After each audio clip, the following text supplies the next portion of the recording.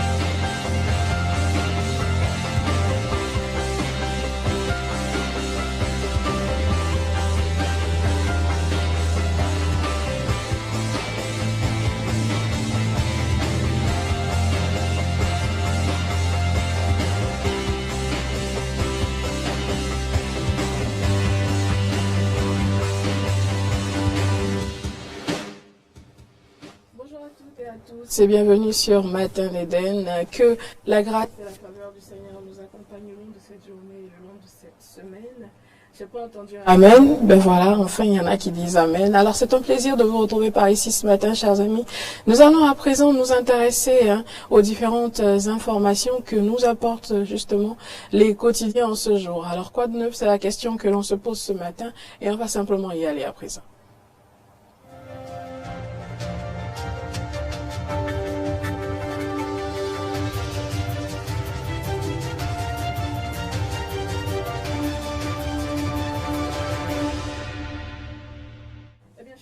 Ce matin, avec l'événement précis, nous avons en manchette tournée nationale du chef de l'État.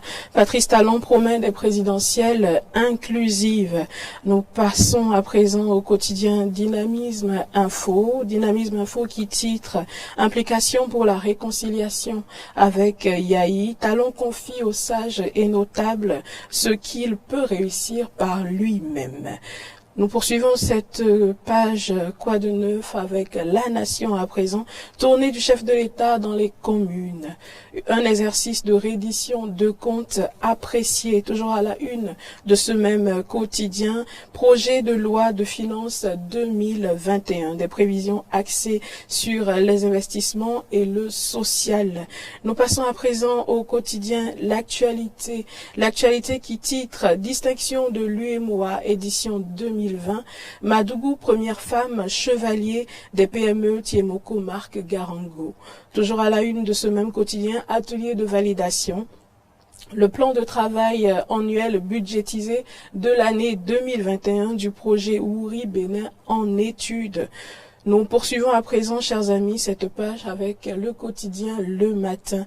Le Matin qui titre en manchette deuxième, troisième et quatrième journée de la tournée présidentielle. Le Nord invite Talon pour la continuité en 2021.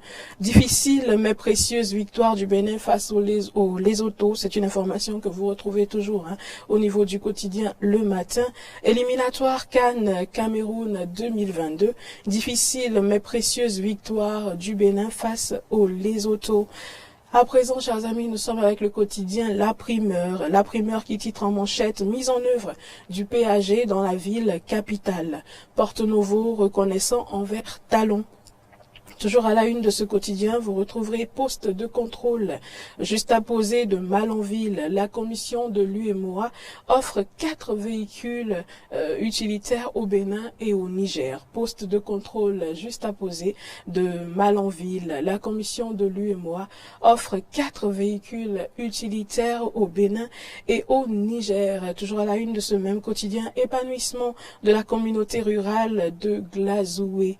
Épanouissement de la communauté rurale de Glazoué, l'ONG Kazad Bénin offre les clés d'identification des opportunités d'utilisation des énergies renouvelables dans l'agriculture. Nous poursuivons cette rubrique Quoi de neuf avec le quotidien Le Matinal. Le Matinal qui titre en manchette Campagne de commercialisation du coton. L'AIC vise désormais 675 000 tonnes. Campagne de commercialisation du coton, l'AIC vise désormais 675 000 tonnes. Requête du chef de l'État aux sages de Parakou.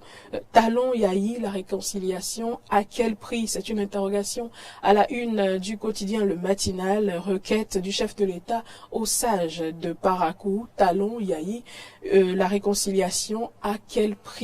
Nous sommes à présent avec l'événement du jour qui titre en manchette « Tournée du président de la République dans 54 communes du Bénin ». Les populations de Banikwara, Niki, Bembereke, Kalale tiennent toujours à Talon.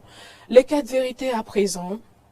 Effort du chef de l'État pour transformer Porto-Novo, la capitale. Le meilleur reste à venir avec Patrice Talon, selon le ministre Oussou. Toujours à la une de ce même quotidien, reconnaissance de mérite. La directrice de l'administration du parti UP reçoit le trophée de Success Story Awards 2020. Nous poursuivons à présent avec le potentiel qui titre en manchette pour non-paiement de frais d'inscription. Plusieurs nouveaux agrégés béninois privés de diplôme au CAMES. Toujours au niveau de ce même quotidien, tournée du chef de l'État dans le Septentrion. Talon promet une présidentielle ouverte et inclusive en 2021. Ce sera donc, chers amis, avec ce quotidien que nous allons clore la page Quoi de neuf de ce matin. Merci à vous d'être avec nous. Nous poursuivons cette émission à présent et dans un instant, nous retrouvons Laurent Roland-Tonneikes pour l'analyse.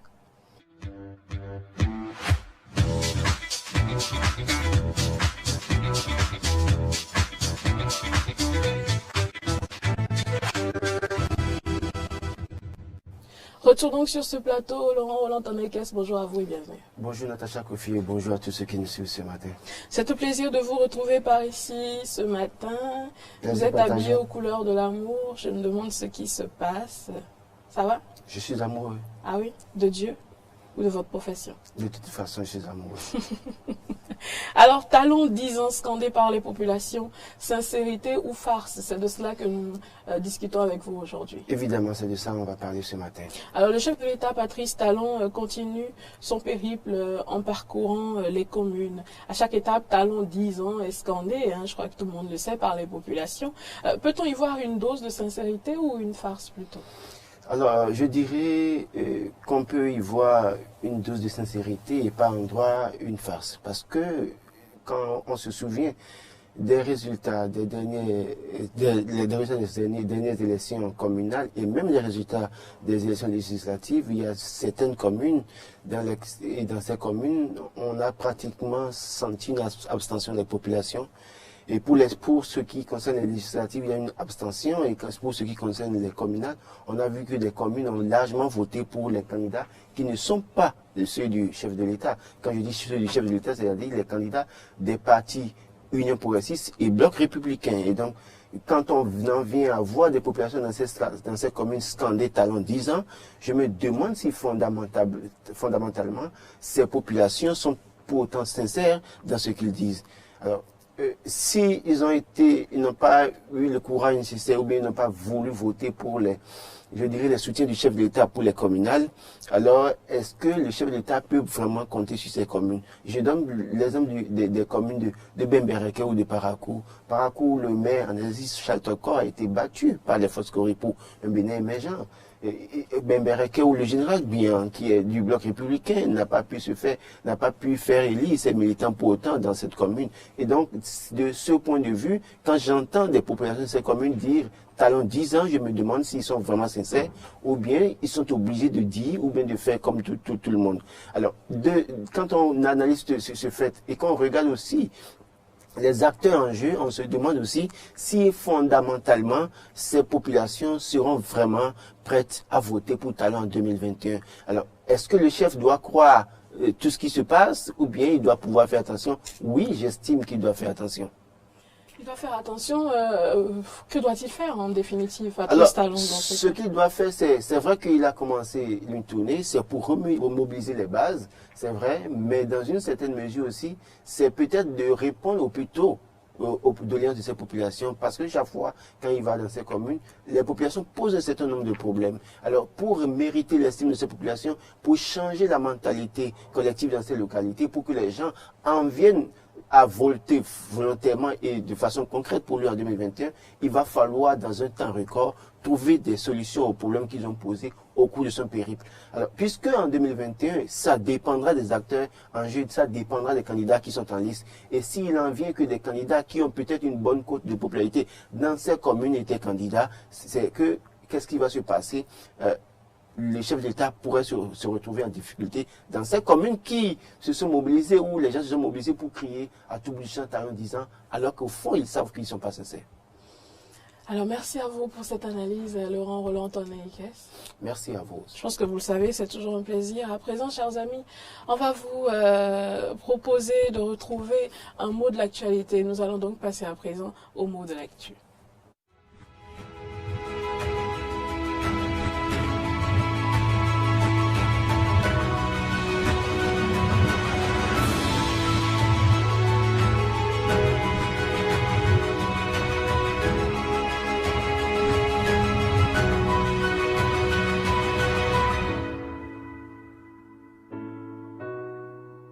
Bonjour, on se retrouve une fois de plus pour en apprendre un petit peu plus sur un nouveau mot. Quel est donc le mot que nous découvrons aujourd'hui? Gouvernance. Gouvernance, quand vous l'entendez, qu'est-ce que vous y comprenez? On vous a posé la question. Si on parle de gouvernance, lorsque quelqu'un est chef, et il est chef, justement, c'est lui qui, quand il passe, c'est ça qu'on fait. Gouvernance, c'est-à-dire je suis un chef et je veux gouverner certaines personnes qui sont dans un groupe. Gouvernance, c'est être chef ou bien gouverner des gens, être nommé à la tête d'une partie ou bien d'un groupe qu'on dirige. La gouvernance, c'est une organisation rationnelle qui permet à un pays de pouvoir se développer. Selon le dictionnaire Larousse, la gouvernance est de façon générale un concept représentant la manière dont un domaine d'activité est gouverné. La gouvernance renvoie à un système d'entités décisionnelles qui dirige un certain domaine d'activité. Autrement dit, à un système de gouvernance, impliquant notamment une structure de gouvernance et un dynamisme de système, un processus de gouvernance ou une activité de gestion, etc. Parmi les types de gouvernance, on retrouve la gouvernance publique et la gouvernance privée.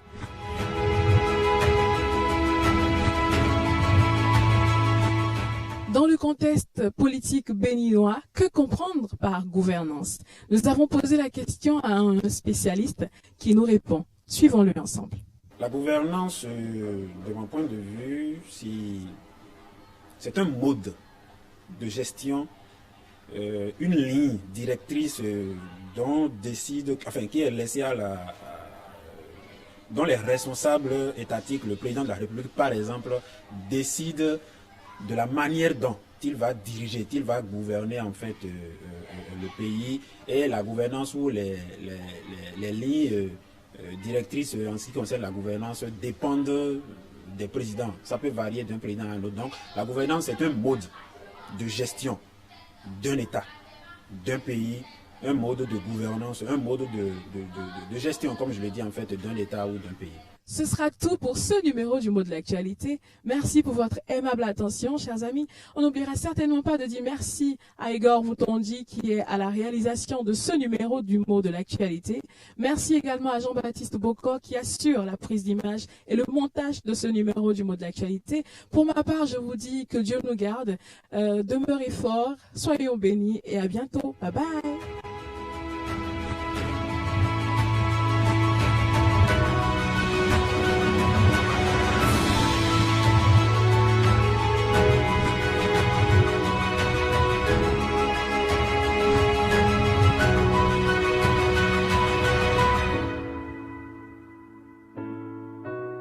Eh bien voilà, chers amis, c'était le mot de l'actu aujourd'hui. Nous allons à présent tendre nos micros à nos émigrants, justement, car ils ont toujours mille et une choses à nous dire. Découvrons ensemble ce qu'ils ont à nous dire, ce qu'ils ont à partager avec nous. Aujourd'hui, on vous aime tout de suite et maintenant. Bonjour, je suis Dada Alafia. Oh, je sais, Vous voulez en savoir un peu plus sur le microcrédit à l'AFIA? Alors, intéressé? Suivez-moi. Étape 1, l'identification. Pour votre identification, deux possibilités. Soit les SFD viennent vers vous, soit c'est vous qui allez vers eux. Vous aurez juste besoin d'une pièce permettant de vous identifier. Votre carte d'identité, votre carte LEPI ou votre carte RAVIP. Vous aurez aussi besoin d'un compte MTN ou Move Money enregistré en votre nom. Pour obtenir votre crédit, vous devez vous organiser en groupe de caution solidaire de 3 ou 5 personnes. Pour la constitution des groupes de caution solidaire, n'ayez crainte. Au besoin, les SFD vous aideront. Étape 2, paiement des frais de dossier et formation. Après validation de votre dossier, vous payez auprès des SFD les frais de dossier de 400 francs et la prime d'assurance qui varie entre 360 francs et 600 francs CFA. Vous recevez ensuite une formation sur la bonne gestion de votre crédit. Notons que les microcrédits à l'AFIA s'inscrivent dans la fourchette de 30 000 francs à 50 000 francs CFA. Étape 3, réception du crédit. Votre crédit est directement versé sur votre compte Mobile Money et vous recevez la notification par SMS. Ah, on y est! Rendez-vous vite dans le point MTN Money ou Move Money le plus proche pour le retirer. Mais ce n'est pas tout. La toute dernière phase est déterminante. Étape 4, le remboursement. Rembourser votre crédit, c'est vous donner la possibilité d'en bénéficier à nouveau. En plus, le remboursement se fait sans frais à payer, sans même vous déplacer en tapant juste étoile 810 dièse.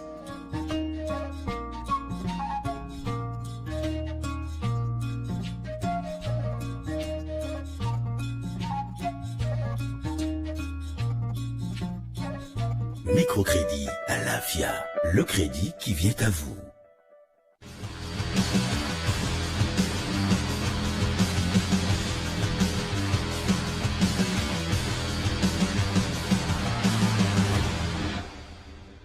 Moi, on m'appelle Nuchedo Doji.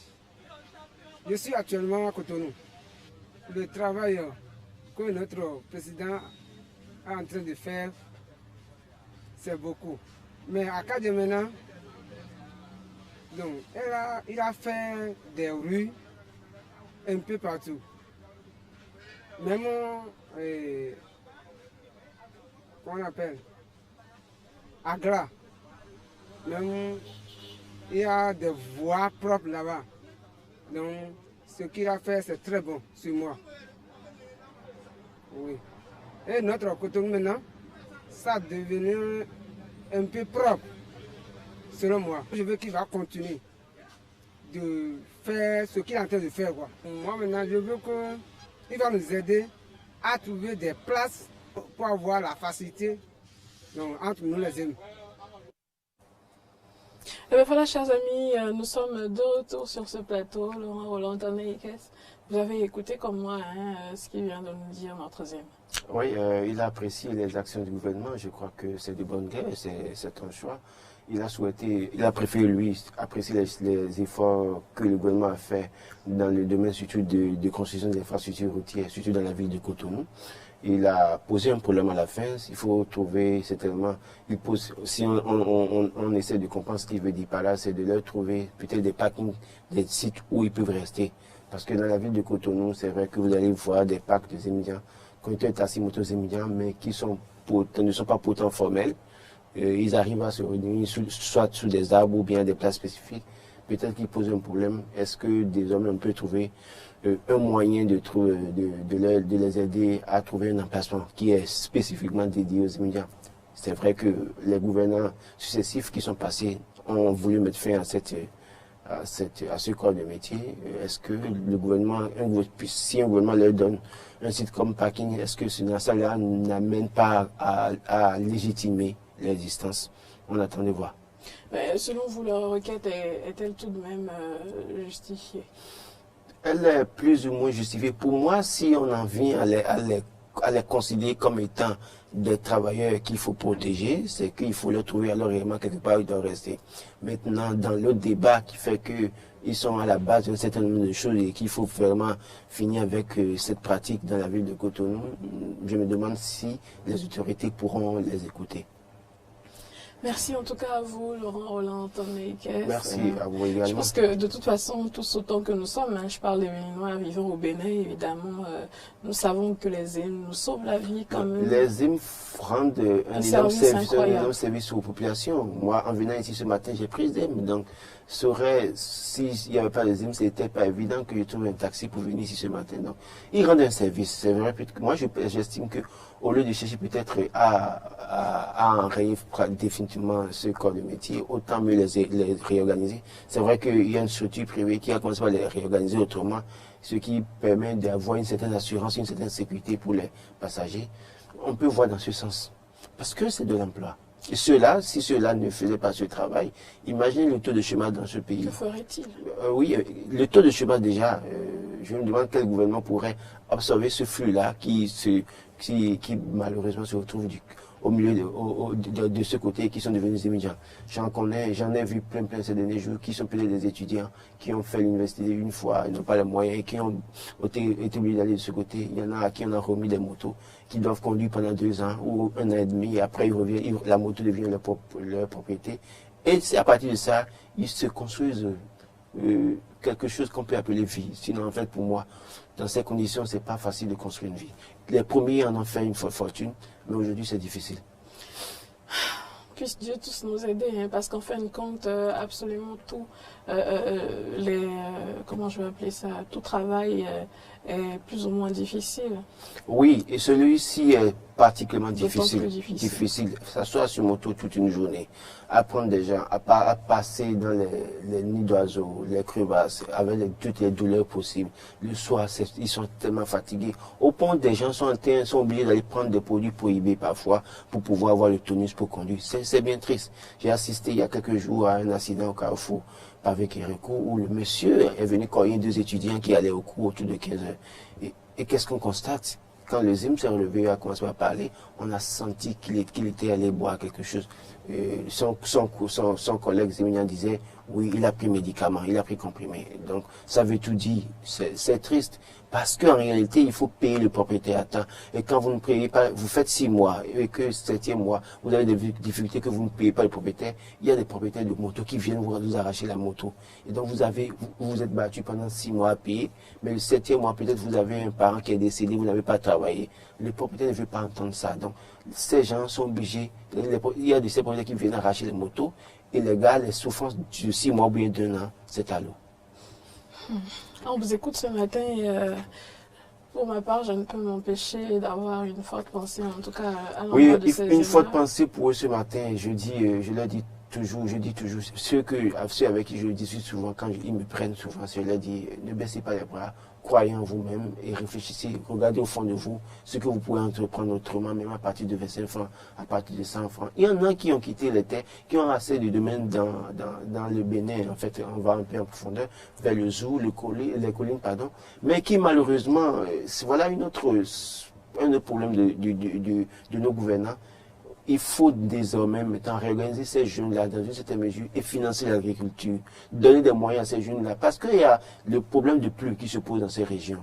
Il y a le problème de moyens agricoles, moyens techniques agricoles qu'il faut utiliser pour travailler la terre. Mais le problème, si les gars n'ont pas les moyens et qu'il n'y a pas la pluie, il n'y a pas... Parce que difficilement, déjà, même, ces populations ont accès à l'eau potable. Heureusement, le gouvernement d'aujourd'hui fait quelque chose, mais ils avaient déjà difficilement l'eau potable. Et donc, il faut d'abord penser à l'eau qu'on doit boire et maintenant penser à l'eau qu'on doit utiliser pour arroser les plantes, ces plantations. Donc, c'est difficile pour eux. Ils sont obligés de se reconvertir en immigrants. Ce qui est bien triste. Donc, les gouvernants peuvent réfléchir aussi de ce côté-là pour dire, mais qu'est-ce que nous pouvons faire pour apporter un plus à ces jeunes-là, pour les maintenir au niveau de la région, pour développer, puisque quand vous quittez la zone septentrionale du Bénin pour venir à Cotonou, mais nous avons un beau paysage. Vous voyez la qualité des fruits qui sont exposés au bord des voies. Cela suppose que si les gens là avaient un peu de moyens, ils feront plus. Et ça va même participer au décollage de notre économie.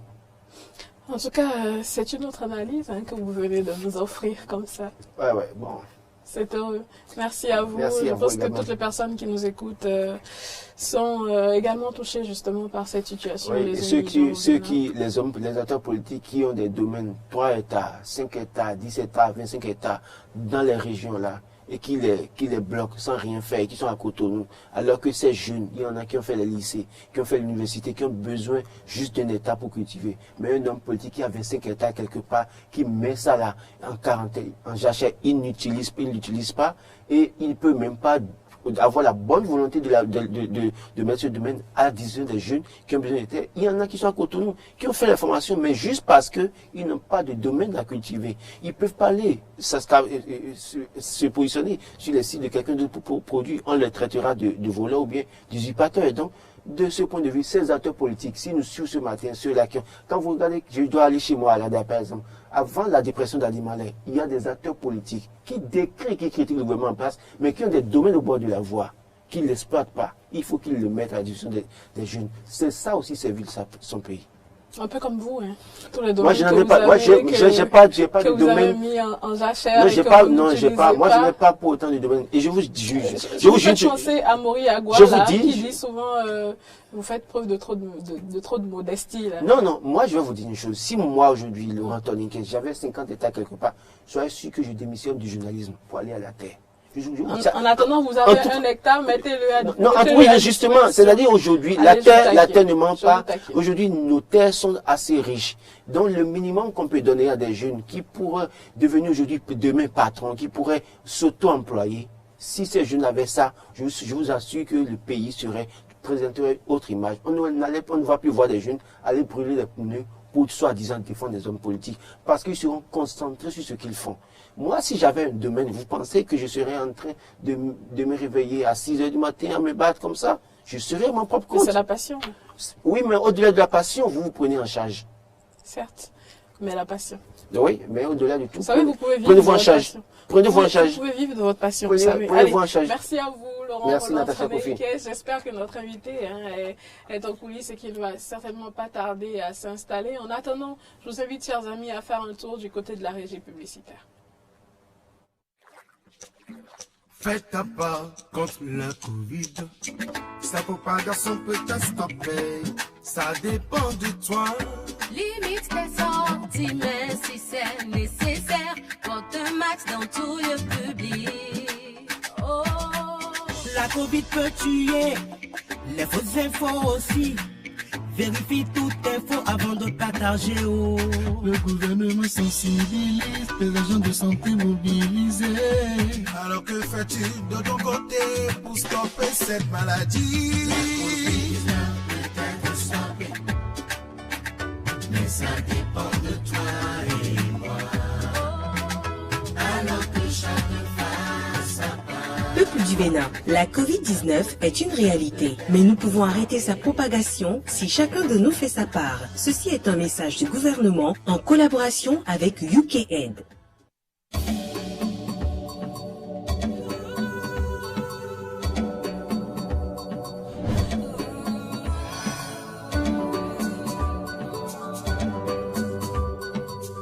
Tu peux écrire une nouvelle histoire, sortir du manque, donner vie à ton projet, une chance à ton business et sourire enfin à la vie. Des femmes qui se prennent en charge, des jeunes qui s'en sortent.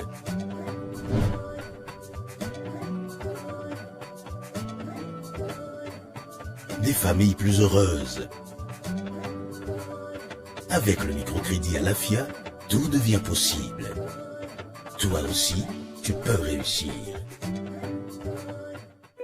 Microcrédit à l'AFIA, le crédit qui vient à vous. Bonjour, je suis Dada à l'AFIA. Oh, je sais, vous voulez en savoir un peu plus sur le microcrédit à l'AFIA. Alors, intéressé? Suivez-moi. Étape 1, l'identification. Pour votre identification, deux possibilités. Soit les SFT viennent vers vous, soit c'est vous qui allez vers eux. Vous aurez juste besoin d'une pièce permettant de vous identifier. Votre carte d'identité, votre carte LEPI ou votre carte RAVIP. Vous aurez aussi besoin d'un compte MTN ou Move Money enregistré en votre nom.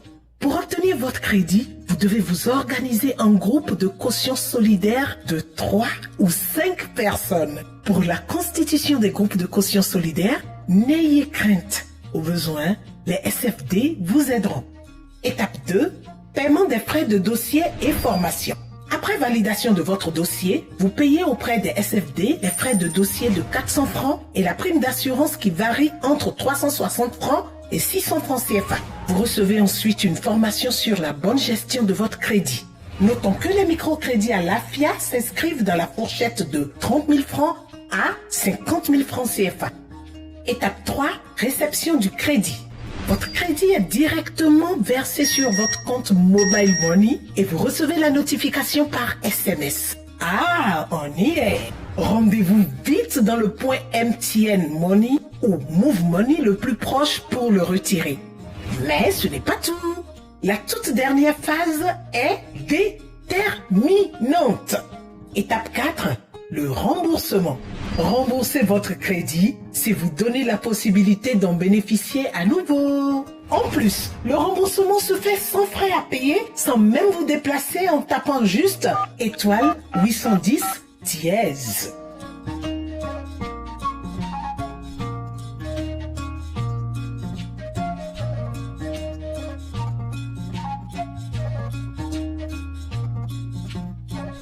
Microcrédit à l'AFIA, le crédit qui vient à vous.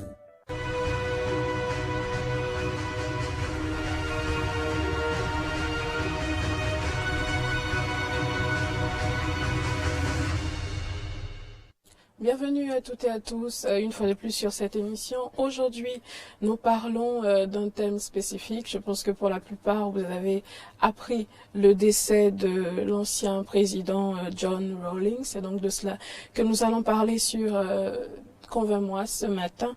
John Jerry Rawlings, une icône de moi, hommage et parcours du soldat. C'est de cela que nous débattons ce matin. Au Ghana donc, l'ex-président John Jerry Rawlings est décédé jeudi dernier à l'âge de 73 ans dans un hôpital de la capitale ghanéenne d'Accra. Il s'en est suivi des hommages qui fusèrent de partout dans le monde. Déclarations officielles, communiqués, tweets, tous les moyens étaient bons pour pleurer et saluer la mémoire de l'illustre disparu. John Rawlings a rejoint le panthéon des rares chefs d'État africains qui ont marqué positivement la mémoire de leur pays sur le plan continental, mais aussi sur le plan mondial. Pourtant, le CV de l'homme fut particulier car avant de poser les bases d'une démocratie souvent considérée comme exemplaire en Afrique, aujourd'hui, Rawlings a à son actif 2 coups d'État quand même, 2 coups d'État militaires et une centaine d'exécutions sommaires d'opposants. Dans un hommage à Jerry Rawlings, le président du Ghana, Nana Akufo-Addo, déclare « Un grand arbre est tombé et le Ghana est plus pauvre pour cette perte ». Afin de revenir dans les sillages du parcours de l'homme, cet homme particulier qu'est John Jerry Rawlings, nous recevons ce matin M. Morgan Metondi Asogba, consultant et analyste en relations internationales. Bonjour à vous et bienvenue. Bonjour madame. Je pense que vous le savez désormais, c'est toujours un plaisir de vous avoir avec nous sur ce plateau. Il est toujours partagé. Alors, du putsch à la gloire, qui est John Jerry Rawlings? Un bref cours d'histoire pour nous rafraîchir la mémoire. Alors, le cours d'histoire, je pense que vous l'avez déjà donné à votre introduction. C'est réellement quelqu'un qui est parti du putsch et qui est redevenu un démocrate hors pair, puisqu'il est considéré comme celui qui a initié le multipartisme dont bénéficie aujourd'hui le Ghana, comme étant faisant partie l'un des pays africains les plus stables démocratiquement, où vous avez l'alternance sans aucun souci. Mais il faut aussi noter que c'est quelqu'un qui n'est pas parti d'un putsch simplement pour faire un putsch. Il a fait un état des lieux, il a été soutenu par ses confrères et il fut un moment où il avait même pas réussi son putsch pour la première fois et il avait été condamné il était censé être exécuté, sinon passer tout le restant de sa vie en prison. Mais ce sont ses confrères, après un speech qu'il a fait lorsqu'on lui a demandé de prendre la parole et de se défendre, qui ont décidé d'organiser ce qu'on pourrait appeler un prison break pour M. Rawlings et l'ont carrément porté à la tête de leur mouvement de, disons, restauration du pouvoir au peuple. Et il faut dire donc que l'histoire, comme vous l'avez si bien dit, nous montre un homme, un leader qui est parti d'une façon plus ou moins impopulaire et qui est devenu celui-là qui aurait marqué de façon indélébile pendant une période assez longue. Indélébile parce que c'est 20 ans de gouvernance et qui aujourd'hui doit être normalement célébré comme il est aujourd'hui au Ghana et un peu partout dans le monde. Alors, qu'était le Ghana avant justement ce coup de force? Alors, lorsqu'on écoute les historiens, on se rend compte que le Ghana était un pays assez corrompu. Corrompu dans le sens où tout ce qui devait revenir à la société se retrouvait englouti par un groupe de personnes. Et ça, c'est arrivé juste après qu'on ait fait un coup d'État à Kwame Nkrumah, qui était en déplacement et qui ne pouvait plus continuer l'idéologie, la vision dans laquelle il s'inscrivait. Alors, qu'est-ce qui s'est passé? Vous avez aussi énoncé cela. Il y a eu des exécutions sommaires par l'équipe Rawlings, et ces exécutions étaient dans une politique de nettoyage de tout ce qui semblait être corrompu et nourrissait cet appareil de corruption qui existait et qui empêchait le pays de se développer. Un peu comme une purge. Exactement, pas un peu, c'était carrément une purge. Et c'est ce qui exprime le mécontentement d'un certain nombre de Ghanéens jusqu'à ce jour, ceux qui ont été directement impactés par ces assassinations et qui estiment qu'il y a eu violation des droits de l'homme et que cela, quel que soit Alpha, les auteurs devraient être sanctionnés. Mais lorsque vous regardez ce qu'on appellera des bigger picture, vous regardez sur le plan général, le résultat est en faveur du développement de ce pays, parce que ce fut une époque où c'était réellement difficile de se lancer dans un processus de détournement de fonds. La corruption avait cédé place à l'intégrité, à la culture d'une certaine solidarité et d'un certain patriotisme qui a amené le Ghana à se retrouver là où il est aujourd'hui d'une certaine façon. Je me demande, moi, pour ma part, quand j'observe l'histoire de cet homme, comment est-ce qu'il en est arrivé là? Alors, il faut dire que lorsque vous observez réellement l'histoire de l'homme et lorsque vous l'écoutez parler de son histoire, il vous fait déjà comprendre qu'il n'a jamais voulu devenir président de son État. Que sa passion, c'était être un pilote. Et il s'est révélé que l'homme n'avait pas que des talents de pilote parce qu'il est devenu pilote. Et c'est pour ça qu'on l'appelle Flight Lieutenant. Il a même remporté un trophée parce qu'il faisait partie des pilotes les plus habiles dans son domaine. Il a remporté un trophée et lorsqu'il est rentré, il avait aussi des talents d'artiste. Des talents d'artistes qui ne voulaient pas laisser paraître pour certaines raisons personnelles. Mais lorsque vous regardez l'homme qui n'était pas dans une dynamique de devenir un leader et qui estime que c'est sa passion pour la justice, sa passion pour le bien-être de sa communauté qu'il a finalement amené parce qu'il a fait 2 coups d'État et effectivement, dans aucun de ces coups d'État, son envie était de rester. Parce qu'on a vu qu'à chaque fois, il a remis le pouvoir à un civil. À chaque fois qu'il a mené un coup d'État. Mais il s'est avéré que le dernier coup d'État, il n'a pas voulu, mais son entourage lui a dit, mais écoute Rawlings, si personne n'arrive à faire rester, demeurer dans la philosophie que tu sembles prôner, ben ce serait bien que tu nous montres et que tu nous donnes l'exemple.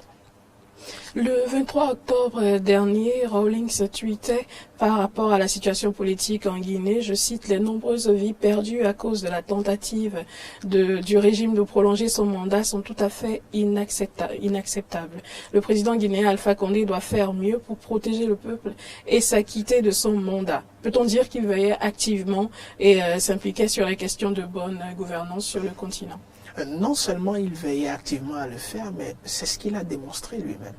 Lorsqu'on l'écoute et on lui demande « Mais pourquoi est-ce que tu as décidé de partir d'un régime totalement, pratiquement dictatorial, parce que c'était un parti unique, et tu t'es retrouvé dans un régime de multipartisme et que tu as passé le pouvoir à coup fort ?» Il a dit qu'il pouvait garantir que si son gouvernement restait en place une seule journée de plus, et qu'ils auraient perdu le soutien de la masse. Et il a insisté sur le fait que c'est le soutien de la masse qui permet à un chef d'État, à un gouvernement d'être légitime et de contribuer effectivement au développement de sa population.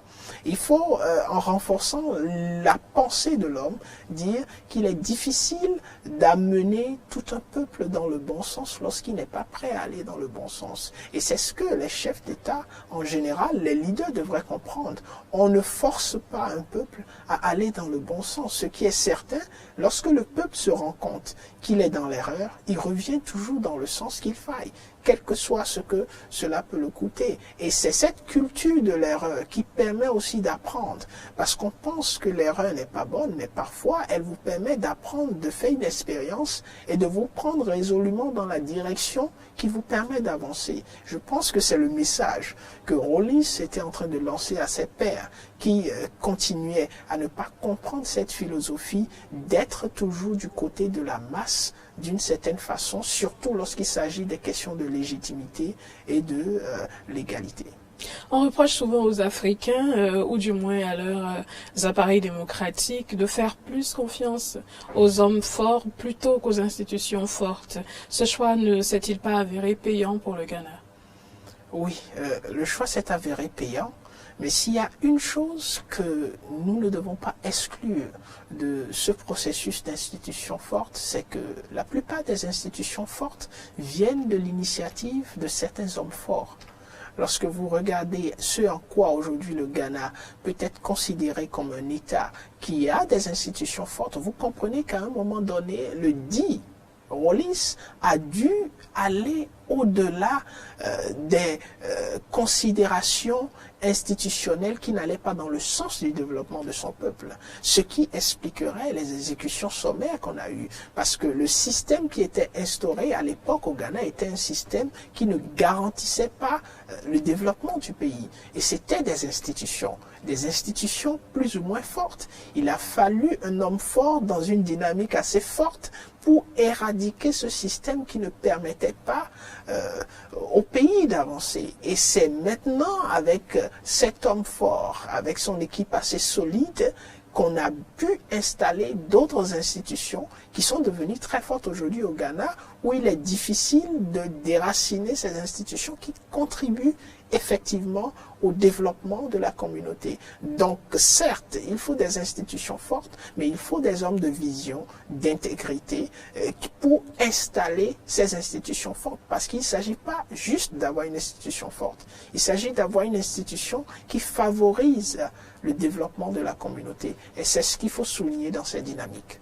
Alors, de l'instauration de la démocratie au Ghana, quelles sont les leçons que l'on pourrait tirer? Les leçons que l'on pourrait tirer sont assez intéressantes. C'est la place prépondérante de débat, de la vision. Il ne s'agit pas juste des partis qui sont formés autour de quelques personnes qui sont considérées comme des icônes et qui sont considérées comme des personnes qui ne pourront que représenter valablement le parti, comme on l'entend dire dans certains pays africains, où on dit si telle personne ne se présente pas comme candidat du parti, eh bien le parti ne pourra pas mener sa politique. Vous vous rendez compte qu'au Ghana, il y a réellement une culture idéologique, une vision, et que l'alternance, que ce soit au niveau de la présentation des candidats ou du leader à qui on confie la gestion du pays est effective. Donc cette question de la culture d'idéologie au sein des partis politiques est une chose qu'on peut réellement apprendre du Ghana, et aussi le fait d'avoir des élections qui se passent souvent, pour la majorité des cas, en quiétude. Les jours d'élection au Ghana ne sont pas comme des jours où il y a possibilité de se retrouver dans une crise. Le Ghana en a connu très peu en matière d'élections. C'est toujours des élections où chaque parti sait ce qu'il a à faire, que ce soit les observateurs, que ce soit les acteurs politiques, et aussi la communauté, la masse. Parce que lorsque vous regardez le taux de participation aux élections au Ghana, eh bien, on a eu une certaine croissance qui montre que les peuples, sinon la population ghanéenne, est de plus en plus intéressée par la façon dont son pays est géré, ce qui dénote du résultat intéressant que nous observons tous. J'avoue qu'on se demande à quoi est-ce que cela est dû. C'est quand même assez difficile à comprendre, hein, que du côté du Ghana, les élections se déroulent dans une telle quiétude, alors que dans bien d'autres pays africains, ces mêmes élections sont souvent source de tension. Oui, c'est effectivement un peu difficile à comprendre, mais lorsque vous y apportez un regard de près, vous comprenez. Vous voyez, le Ghana, dans la période, c'est ce qui explique pourquoi on tient tant à remercier Rawlings, surtout au Ghana, même si on n'est pas content de certaines choses qui ont été faites. C'est qu'il a façonné le citoyen ghanéen dans une certaine mesure. Il y a une notion de discipline et de respect pour l'institution qui a été installée et instaurée durant la période plus ou moins dictatoriale de Rawlings. Ce qui explique que lorsque vous vous retrouvez aujourd'hui même dans les collèges ou dans les écoles ghanéennes, vous avez une autodiscipline qui s'observe. La culture de pouvoir se mettre dans un rang, la culture de respecter toutes les personnes qu'on appelle souvent senior et junior. Il y a cette culture. Vous voyez même des leaders qui se mettent en rang pour aller se servir parfois. Ce qui signifie qu'il y a un prototype de citoyen qui comprend la notion de discipline et les voies de recours en matière d'expression de ces des déconvenus ou du fait qu'on ne partage pas les mêmes opinions que les autres existent et ils l'exploitent. Donc cette culture qui a permis d'avoir un certain prototype de citoyens ghanéens, aujourd'hui amène le peuple ghanéen à se comporter de cette façon. Et c'est ce qui manque dans un nombre de nos pays où il n'y a pas cette culture déjà au niveau des leaders eux-mêmes, et on ne saurait avoir cette culture au niveau des populations puisque les leaders sont censés impulser la dynamique dans laquelle devraient s'inscrire les populations. Voilà un peu ce qui pourrait expliquer ce calme visible dans la façon d'animer la vie politique au Ghana et le contraire dans la plupart des autres pays de la sous-région. On compare souvent le travail de Rawlings à celui de Thomas Sankara. Quelles sont les similitudes et les différences entre les deux hommes d'après vous? Alors, similitude, il faut dire que la vision est pareille. Et la méthodologie, l'approche dans la mise en œuvre de la vision. Pourquoi est-ce que nous le disons? Lorsque vous regardez les actions de Rawlings et ceux de Sankara, vous voyez que ce sont des gens qui s'identifiaient à leur peuple, qui n'avaient pas peur de se retrouver dans le même contexte que les peuples, c'est-à-dire le style de vie. Lorsqu'il y a un travail à faire, ils descendent sur le terrain, ils accompagnent le peuple dans la mise en œuvre et l'exécution de ces travaux. On a vu Sankara prendre l'appel, travailler aux côtés de ces populations pour la construction des routes. Rawlings l'a fait aussi au Ghana. Et il se permettait de dire que l'ami Sankara était un frère et que c'était dommage qu'il soit parti de cette façon. Donc, lorsque vous regardez Sankara et vous regardez Rawlings, vous voyez dans la vie de Rawlings ce que la vie de Sankara aurait pu donner si Sankara devait diriger le Burkina pour autant de temps. Sankara n'a fait que 5 ans pratiquement dans son leadership, mais il a accompli en 5 ans des choses importantes. Mais lorsque vous regardez Rawlings pendant 20 ans, vous voyez que le résultat est compréhensible et acceptable. Donc les deux hommes étaient en matière de similitude, ils étaient dans la même vision et dans la même méthodologie par rapport à la vision. Vous avez la vision qui est un peu partout chez chaque chef d'État africain qui le disent que c'est ce qu'ils souhaitent faire, mais dans la méthodologie, on a cette absence de proximité entre le peuple et les leaders. Et Rawlings le souligne, il dit le soutien de la masse, c'est tout ce dont un leader a besoin pour pouvoir mettre en œuvre de façon effective sa politique. Les différences. Il faut dire que Sankara était beaucoup plus dans l'idéologie et dans l'approche humaine, beaucoup plus humaine de sa politique. Ce qui lui a coûté d'ailleurs la situation dans laquelle il s'est retrouvé. Mais Rawlings était de cet acabit qui, malgré le souci qu'il avait, la considération qu'il avait pour l'humain, il a osé le pas. Et c'est ce qui explique ces exécutions sommaires. Il est difficile aujourd'hui de dire que s'il n'y avait pas eu ces exécutions sommaires, que le Ghana pourrait se retrouver là où il est aujourd'hui et que Rawlings aurait pu mener certaines actions qui lui ont permis d'être là où il est. Lorsque vous écoutez l'histoire de Sankara, il a été rapporté plusieurs fois qu'on lui a fait comprendre que même dans son équipe, il y avait des personnes à même de porter atteinte à sa vie et ainsi de mettre fin à sa vision et à sa démarche. Mais il a dit non, que même si ces personnes existaient, qu'il était prêt et ne se mettait pas dans une logique de porter atteinte à leur vie, qu'il était prêt à prendre le risque.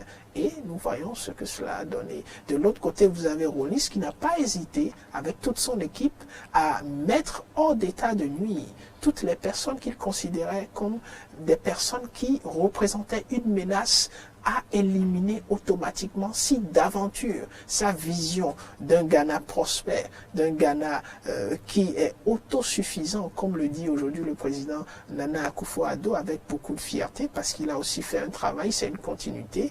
Il faut dire qu'il fallait mettre fin à ces personnes ou ces systèmes.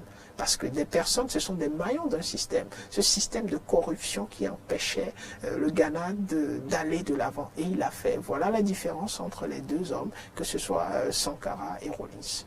Au final, Mandela ou Rawlings? Mandela ou pourquoi? Rawlings.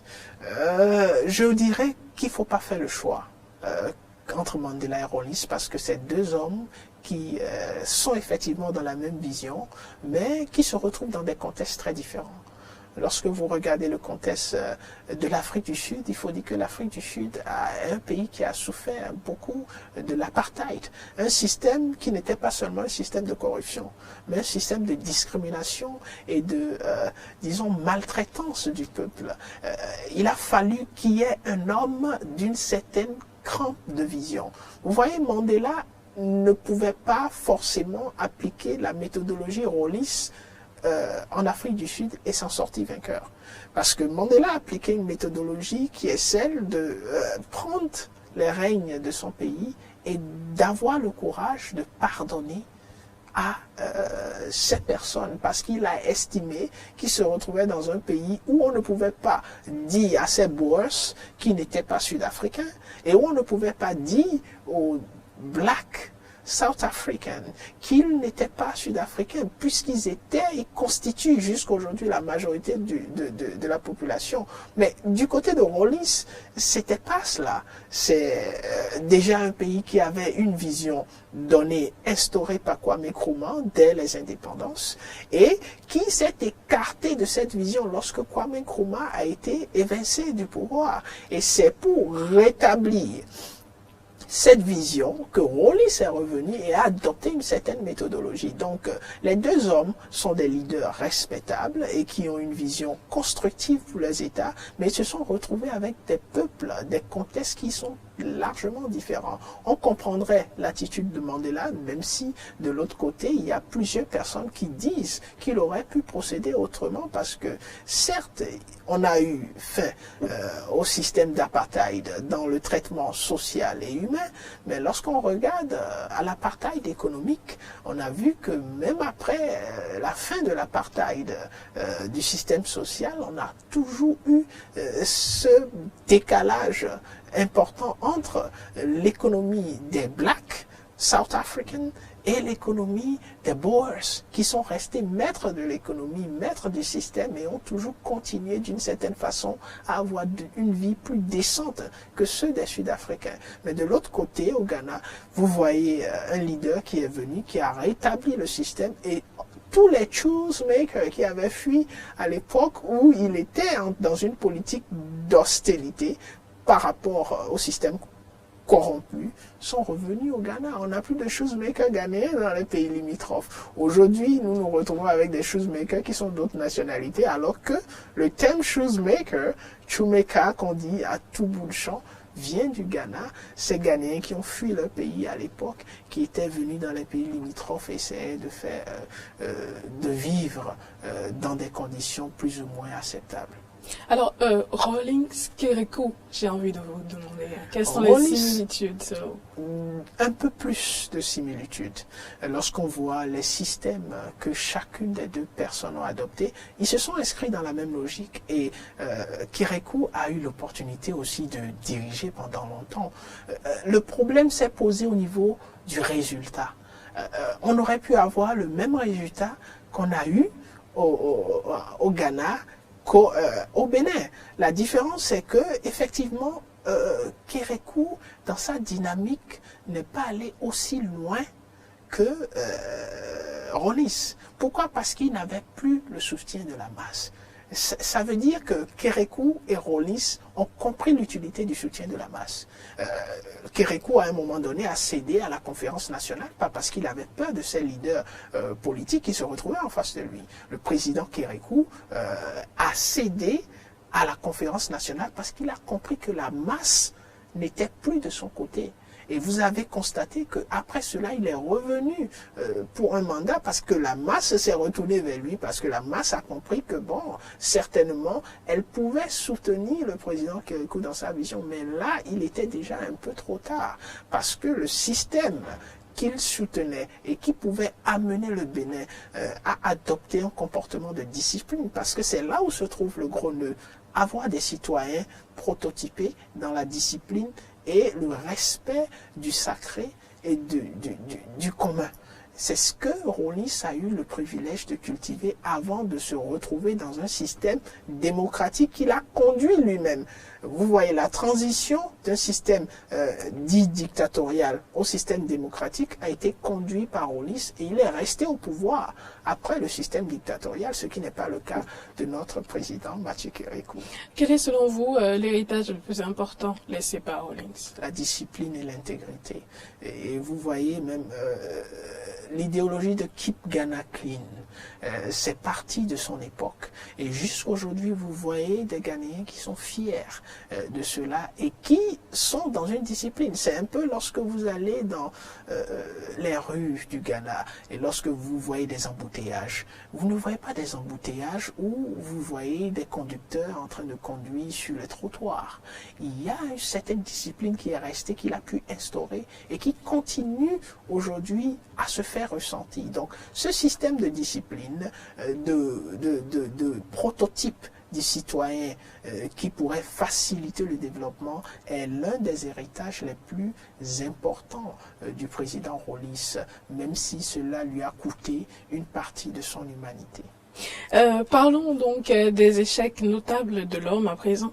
Le projet de faire du Ghana le Singapour d'Afrique a eu du plomb dans l'aile sous les différents mandats de Rawlings. Qu'est-ce qui explique cet état de choses? Oui, c'est très compréhensible dans le sens où on parle de capacité économique. Vous savez, c'est très difficile pour un État, malgré toutes ces idéologies ou toutes les différentes planifications qui vont dans le sens de se développer, si elle n'arrive pas à avoir l'économie qui accompagne le développement.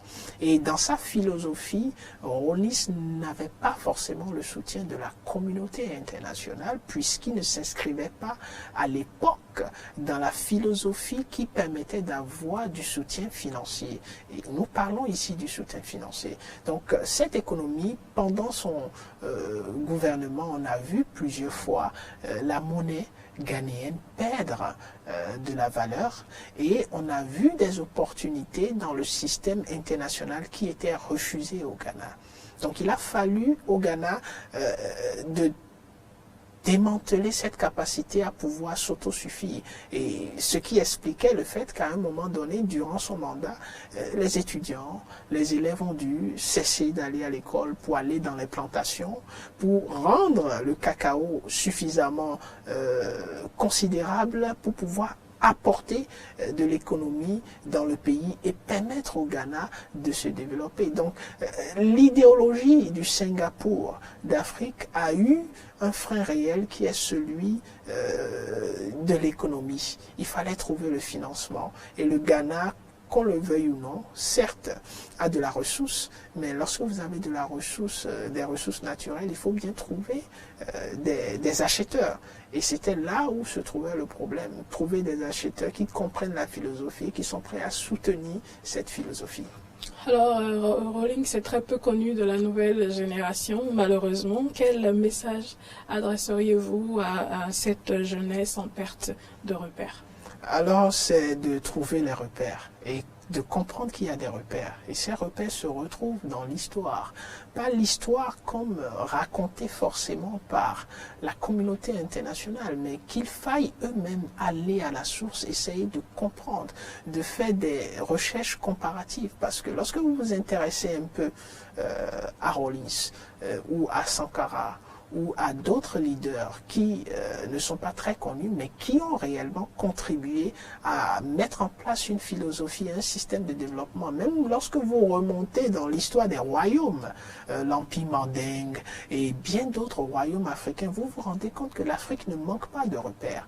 C'est juste que ces repères qui peuvent nous permettre de sortir du système précaire dans lequel on se retrouve, puisqu'on est du moins nourri par ce que les autres, en général, quand je dis les autres, ceux qui ne sont pas forcément africains et qui ne s'inscrivent pas dans une dynamique du développement de l'Afrique, nous donnent de l'Afrique et de ce que devrait être l'Africain. Donc il est temps pour les jeunes d'aller chercher leurs repères, de ne pas attendre qu'on leur donne des repères, parce que c'est ce que ces leaders-là ont fait.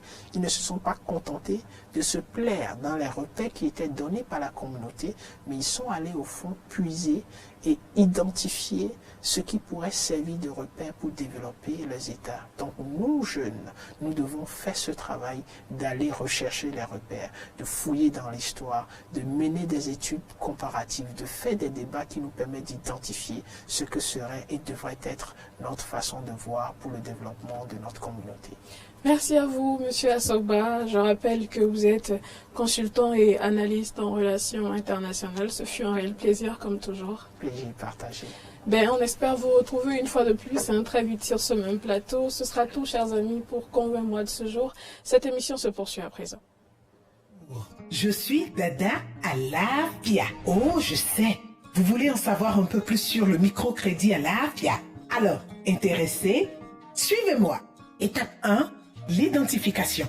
Pour votre identification, deux possibilités. Soit les SFT viennent vers vous, soit c'est vous qui allez vers eux. Vous aurez juste besoin d'une pièce permettant de vous identifier. Votre carte d'identité, votre carte LEPI ou votre carte RAVIP. Vous aurez aussi besoin d'un compte MTN ou Move Money enregistré en votre nom. Pour obtenir votre crédit, vous devez vous organiser en groupe de caution solidaire de 3 ou 5 personnes. Pour la constitution des groupes de caution solidaire, n'ayez crainte. Au besoin, les SFD vous aideront. Étape 2, paiement des frais de dossier et formation. Après validation de votre dossier, vous payez auprès des SFD les frais de dossier de 400 francs et la prime d'assurance qui varie entre 360 francs et 600 francs CFA. Vous recevez ensuite une formation sur la bonne gestion de votre crédit. Notons que les microcrédits à l'AFIA s'inscrivent dans la fourchette de 30 000 francs à 50 000 francs CFA. Étape 3, réception du crédit. Votre crédit est directement versé sur votre compte Mobile Money et vous recevez la notification par SMS. Ah, on y est! Rendez-vous vite dans le point MTN Money ou Move Money le plus proche pour le retirer. Mais ce n'est pas tout. La toute dernière phase est déterminante. Étape 4, le remboursement. Rembourser votre crédit, c'est vous donner la possibilité d'en bénéficier à nouveau. En plus, le remboursement se fait sans frais à payer, sans même vous déplacer en tapant juste étoile 810 dièse.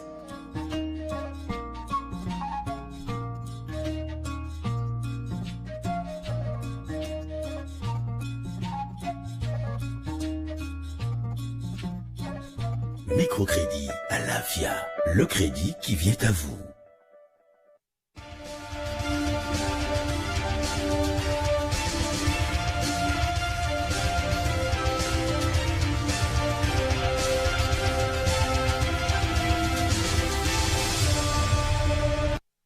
Vous l'aurez certainement compris, chers amis, nous parlons sport à présent. Bonjour à vous, Frédéric Espoir Oumambou, et bienvenue. Natacha Kofi, bonjour. Bonjour à nos amis téléspectateurs et surtout nos auditeurs de la 102.3. Je salue mon frère, mon jeune frère Ahmed, là où il se trouve. Absolument, bonjour à Ahmed qui d'ailleurs nous manque par ici. On espère qu'il se porte bien et qu'il nous rapportera tout plein d'or par ici. Alors, bon week-end, Espoir? J'espère, oui, pas mal, juste avec une petite anxiété au début de ce samedi, mais je crois que ça s'est passé avec la victoire des écureuils. Ah ben voilà, justement, j'allais dire, je suis certaine que l'anxiété est due à ce match-là. Bien évidemment. Alors, match retour, nous en parlons justement, les autos au Bénin, les écureuils sont déjà à Maseru depuis dimanche. Oui, après donc les 3 précieux points engrangés ce samedi, grâce donc à ce but, 1-0 de Jodel Dossou. Il faut dire que les coéquipiers de Khaled Adenon sont donc du côté de Maseru où ils sont logés depuis hier d'ailleurs. Ils sont logés donc à Havana Hotel avec tout ce qu'il y a de confort.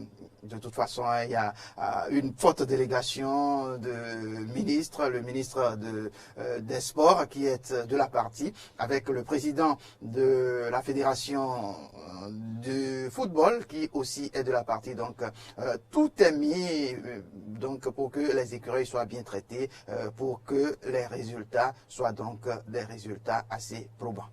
Parlons de cette 4e journée de la CAN. Certains résultats sont tombés hier. Oui, il faut dire que cette 4e journée va devoir nous faire voir 24 matchs comme prévu. Et cette 4e journée s'étale sur le 15, le 16 et le 17. Et puis donc les matchs de ce dimanche, résultat, le Tchad et la Guinée ont fait un match nul un peu partout. Burundi et Mauritanie, c'est Burundi donc qui prend le dessus sur la Mauritanie 3-1.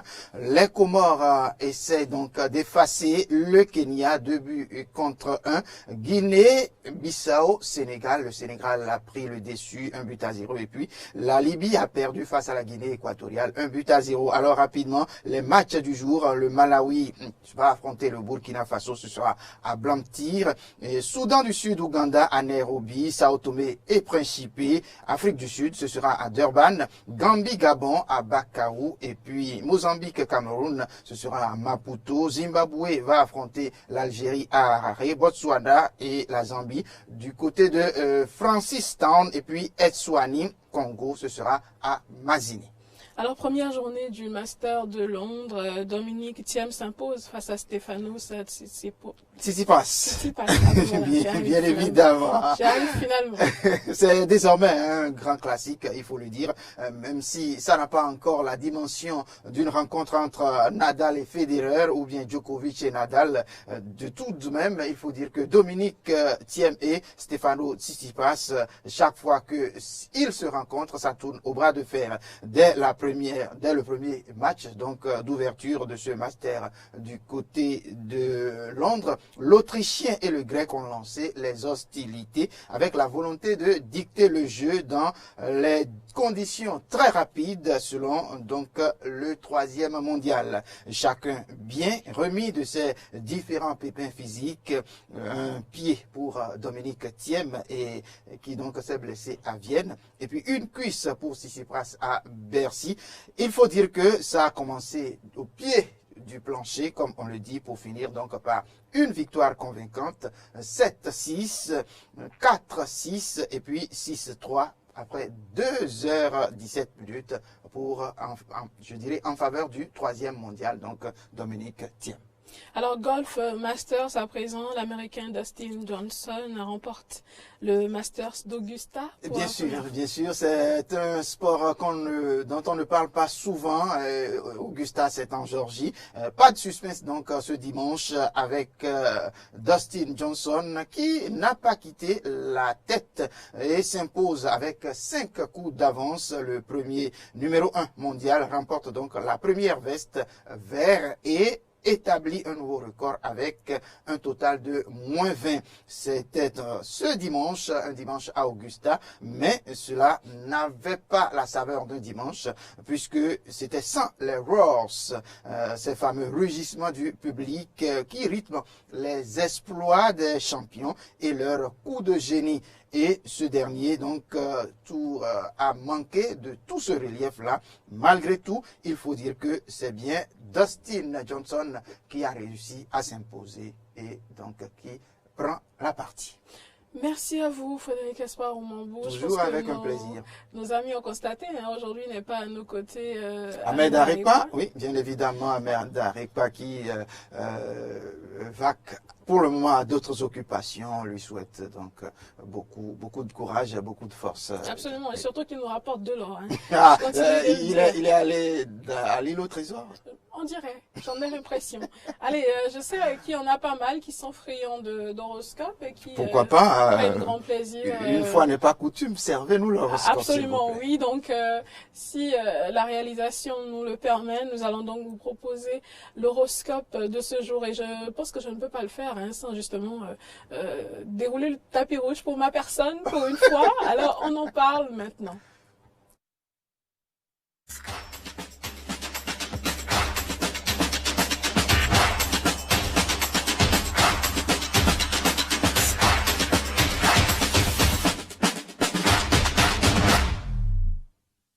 Alors, horoscope pour vous, chers amis, si vous êtes natif du signe Bélier, en couple, vous aurez la bénédiction des astres. Vos relations pourront être remises en question et prendre une tournure différente.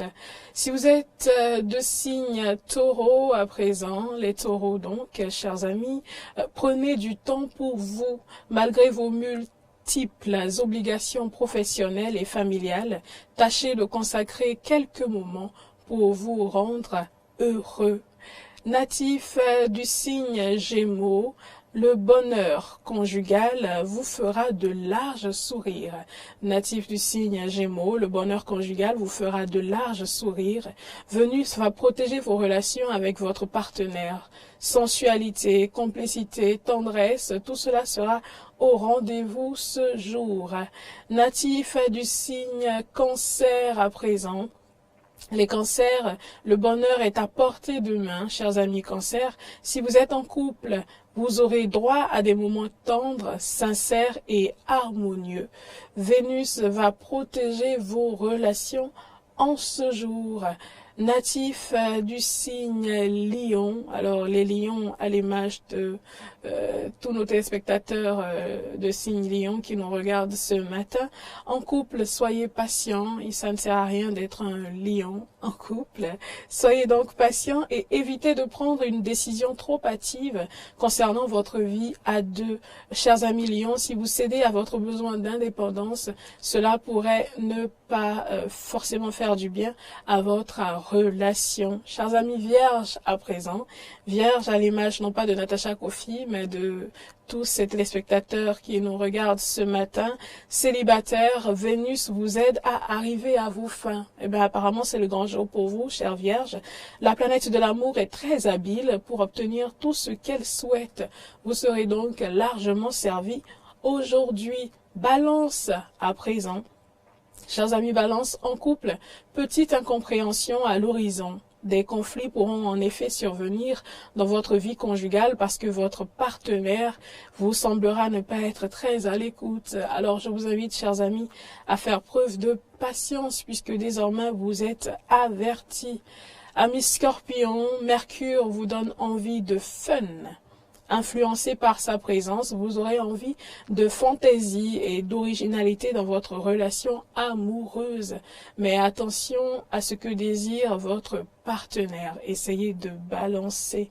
Chers amis Sagittaires, nous sommes donc avec nos amis Sagittaires. Jupiter vous apporte du bonheur. Sous son égide, le climat conjugal du moment sera marqué de gentillesse, de compréhension, de joie de vivre et de beaucoup d'amour. Eh ben, grand bien vous fasse, hein, chers amis Sagittaires. Avec nos amis Capricorne à présent, célibataire Vénus vous donne des envies inavouables.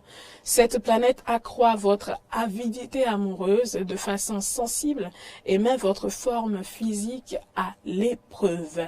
Verseau, la lune aura des effets bénéfiques sur votre vie conjugale. Si vous vivez actuellement une union harmonieuse, vos rapports de couple auront l'occasion de s'éclore. Et enfin, les amis poissons comme Ahmed Arepa qui la plupart du temps saute dans la poêle à frire. Poisson donc, Uranus dynamise vos amours dans votre vie de couple. Vous vous arrangerez pour multiplier les projets en commun. Pour certains d'entre vous, cette journée marquera le début de grandes choses. Eh bien, ce sera tout, chers amis, pour la page horoscope de ce jour. Je sais que c'est un rendez-vous que vous aimez bien, alors voilà, hein. Même si je ne suis pas Ahmed Arepa, ben, j'ose espérer que vous y auriez quand même pris du plaisir. Merci à vous, Frédéric Espoir, au Mambo. Oui, merci à tous nos téléspectateurs qui nous regardent de par le monde et qui nous regardent sur les différents réseaux sociaux également. Et pendant ce temps, on va profiter pour saluer notre média manager qui donc, je voudrais parler donc de Modeste, on déconduit, voilà, j'y arrive, on déconduit donc qui se met dans tous ces états pour pouvoir nous mettre sur les différents réseaux sociaux afin que les téléspectateurs partout où ils se retrouvent puissent être informés grâce à Eden TV. Absolument, et nous allons également remercier la magnifique équipe technique qui nous accompagne ce jour. Nous remercions Igor Montondi qui justement est à la réalisation de cette émission. Merci à Didier Guédou, merci à Fiacre Voitan, merci également à qui? À Ariam du côté de la diffusion. Est-ce qu'il y en a que j'oublie?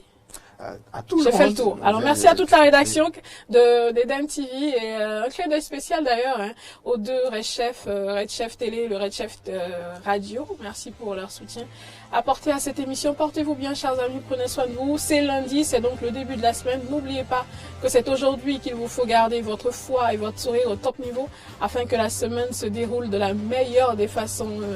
D'ici à ce qu'on se retrouve demain, prenez soin de vous, que Dieu nous garde. Bisous, bisous et bye.